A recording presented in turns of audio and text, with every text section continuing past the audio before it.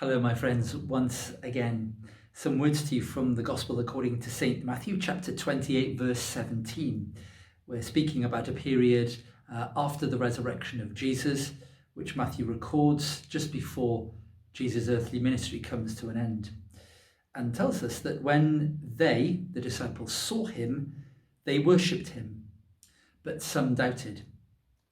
Chapter 28, verse 17. So the disciples come to the Galilean mountain as Jesus had told them. He gathers the disciples once more at the conclusion of his earthly ministry. It's interesting that mountains feature once again. Beatitudes, the Transfiguration, that solitary place of prayer, they all share a geography of remoteness. Jesus and his disciples at times withdrawing. The open remote space invites a deeper inner space of change and of new possibilities. And Matthew tells us that when they saw him, they worshipped him, the very best response to the risen Christ. But then some doubted. This is one of those compressed verses which gives away very little, but we might feel is actually very big. There's a lot to unpack than simply that single simple word. Doubt is something that a number of disciples experienced early on after the resurrection, but here we don't know who and we don't know why. The Living Bible goes way beyond the actual words, but it's interesting when it translates, but some of them weren't sure it really was Jesus. So the doubt was all about encountering someone in such a way that it wasn't easy to work out who it was. And of course, we need to remember that the risen Jesus did have the ability to come and go at will, miraculously perhaps. So maybe the doubt really was a question of apprehending, who is it? Who's with us in this new way? Some doubted. That's probably something we all relate to. It's fascinating that in Matthew, this word is used only twice. It's used here and it's used in chapter 14, verse 31. You know the story really well. Immediately, Jesus reached out his hand and caught Peter. "You of little faith," he said, "why did you doubt?" As Peter starts to see the waves and feel them licking at his feet, sinking as he cries out. It's a gem, isn't it? In fact, it's a better reading if we say, immediately Jesus reached out his hand and caught him. "Little faith, why did you doubt?" You see, Jesus gives Peter a name. He calls him Little Faith. Now bear in mind, in just 2 chapters, Matthew chapter 16, something really big is about to happen. Jesus will give Peter another new name, Cephas, the rock. Little faith has become the rock. Isn't that great? This is the power of Christ to transform us. I'm getting ahead of myself a little bit, forgive me. Some doubted, we're told, and perhaps they doubted in a way that the Living Bible suggests. They didn't know it was Jesus. And that could have been unsettling and concerning. They encounter him, they think, but in a way that's sufficiently different to make for some kind of uncertainty. Perhaps they doubted not that it was Jesus, but whether this really changed very much, especially if he was soon to depart. Alone and without him, we don't yet in Matthew's Gospel have any sense of Pentecost. The task seems a good deal harder and riskier. Would they trust an absent Lord? We might have encountered similar questions, especially at this time. Do we have the resources?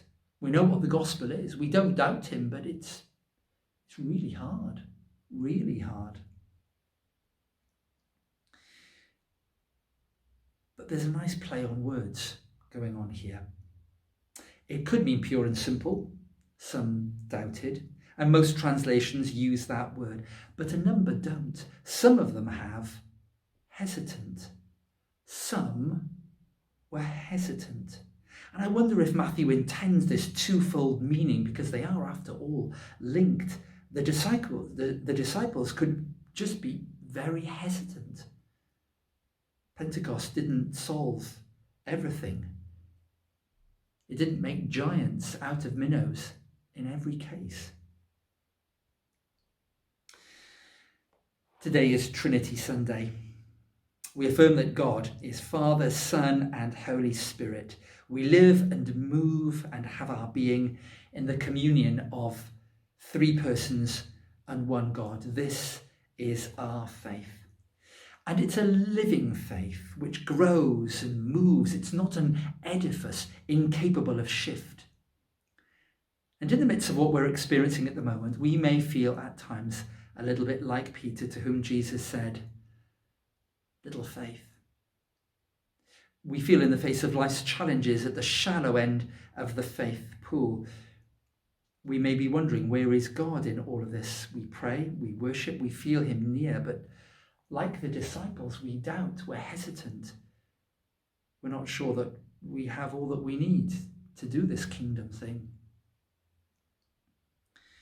Today I want you to hear the gracious invitation of God to grow into a set of clothes. And those clothes, the challenge of the kingdom, might seem a great deal bigger than you feel you can wear. Those clothes of faith are so important and so good to wear. The spiritual garments of love, joy, peace, patience, kindness, goodness, gentleness, faithfulness, self-control. They are all marks of Jesus in his disciples, as Paul said when he wrote to the Galatians, chapter 5, verse 22.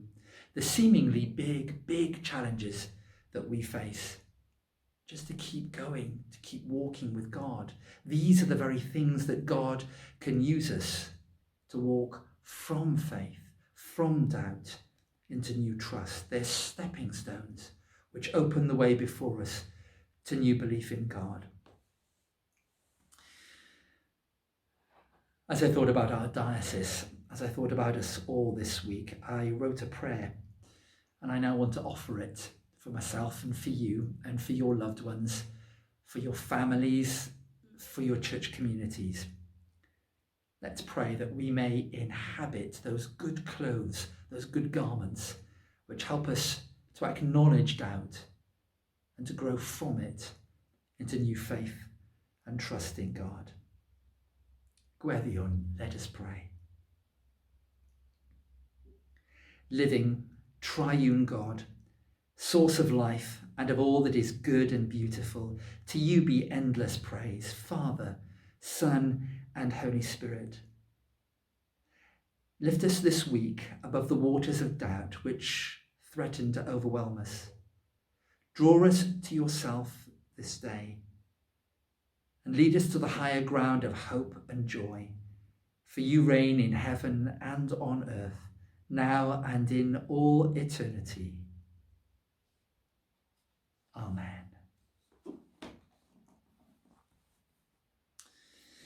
And now some special words of blessing as we draw this time together to a close. May the Lord, who longs to be gracious to you, who waits on high to have compassion on you, plant you firmly in the faith, established, steadfast, and unmovable, through the hope of the gospel proclaimed to all the creation under heaven, now and always. A bendith Dyw holl alluog, a tad yma bar ysbryd glân y fo, yn eich plith ac adrigo gyda chwi yn wastad. Amen. Have a good, beautiful week, my friends. God bless you.